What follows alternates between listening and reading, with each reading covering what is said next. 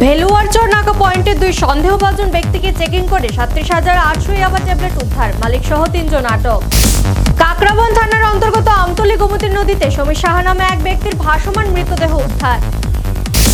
Bike ও টমটমের সংঘর্ষে আহত ৩। ঘটনা সোনামুড়া টু মেলাঘর মূল সড়কে রাঙামাটিয়া কাঠের সমিল গ্যাস গোডাউন সংলগ্ন এলাকায়।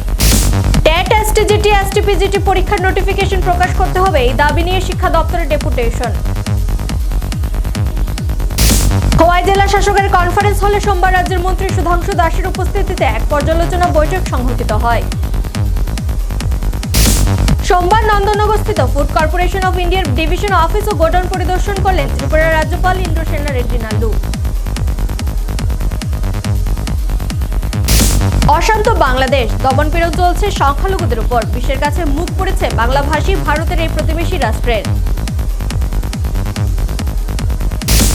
ডলারের বিকল্প মুদ্রা নিয়ে জল্পনা উড়ালেন জয়শঙ্কর।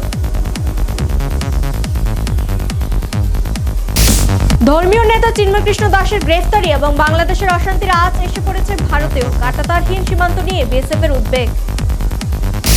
প্রয়াত বিশিষ্ট উদ্যোগপতি তথা সিস্টার গুরু মশলার কর্ণধার গৌতম পাল।